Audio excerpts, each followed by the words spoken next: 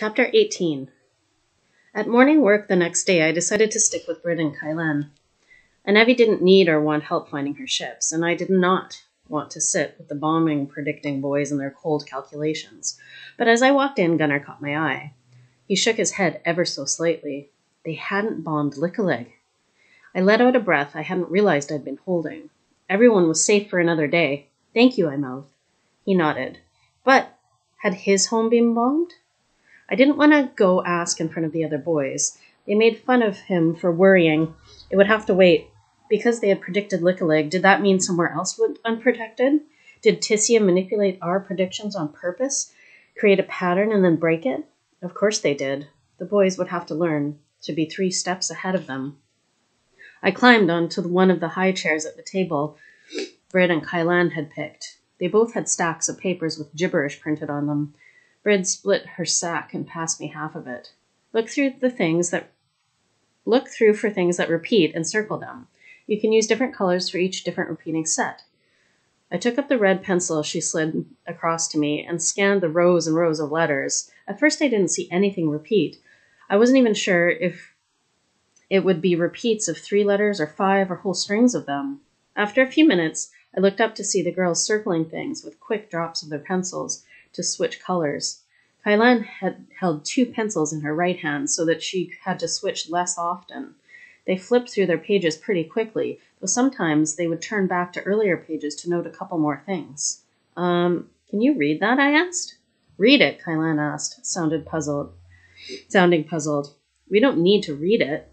They read it downstairs, Britt explained. It's coded, ciphered actually. We look for patterns and repeats. Downstairs, they can use those to guess at more common possible words, phrases, or place names, and then line up all the letters and changes to see if they're consistent. It saves them time if we look at the pages first. Oh, I continued, scanning my paper, whispering the letters out loud because I thought it might be easier for me to hear than see a repeat. I heard myself say TXR a few times, so I circled it everywhere I saw it.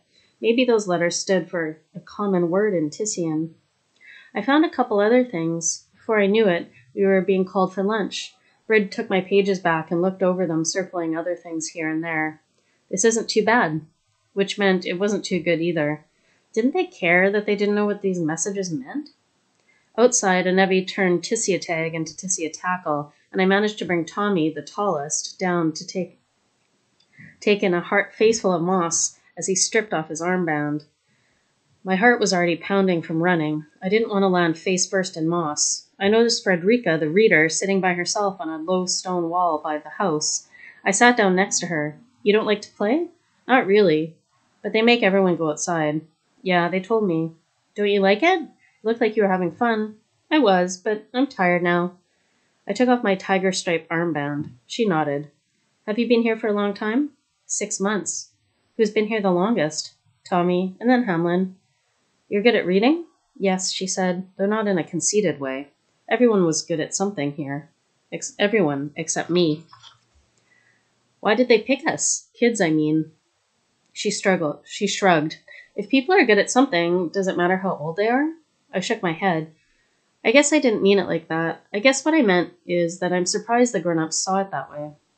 I told you Tommy was the first. His dad's a mathematician at a university. Tommy used to go in as a little boy, solve puzzles on things at his father's desk just to pass the time. Mr. Oliver, who's here downstairs, had been at the university too, and he remembered Tommy. He thought a lot of the intelligence would seem like puzzles to Tommy, so they gave him some problems, and he thought of them in a different way than everyone else had. Then they brought him here, and they looked for other kids like him. Tommy's father was okay with that?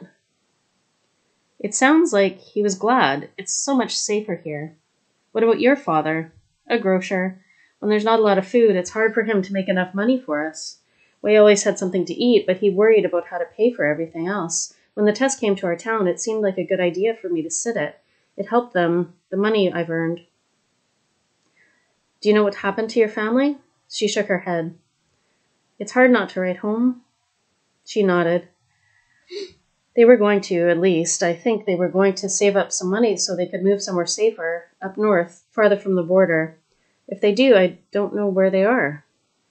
Frederica sounded so sad. I couldn't help but putting my hand on hers. Her hands were so cold. I looked away so she could feel like she had some privacy. The examiner was staring at me. Again. Because I wasn't running and playing? I couldn't even play right. The bell rang for the end of playtime. The examiner rounded everyone up to march back inside and checked all the fresh scrapes and bruises. As I walked closer, I realized that the examiner wasn't upset about the scrapes and bruises. She seemed to be admiring them. Dinner was a potato and meat pie with flaky crust. It was warm, delicious, and filling, though the gravy seemed to stick in my throat. After dinner, I went to the art room. I ran my fingers over the crayons, flipped through the stacks of colored paper. If only I could have packed a box to send to Cami and Ty. I got a large sheet of paper and a pencil and sketched without thinking about what I was drawing. After a long while, I got some colors, mostly beiges and browns, only hints of color, watercolors. I worked slowly, letting the layers dry. The door opened and Miss Ibsen came in. It's time to head up to bed. Yes, Miss Ibsen. I started to clean up the paints and water. She looked at my painting. 4 people sat at a table, a man, a woman, 2 children. They didn't have features, really. In front of each person was a heaping plate of food, a disgusting amount of food. Is it your family, she asked? I shrugged. The empty chair, that would have been your chair. I rinsed my brushes carefully. Miss Ibsen got out some pins and hung up my picture. She put my arm around me at the door.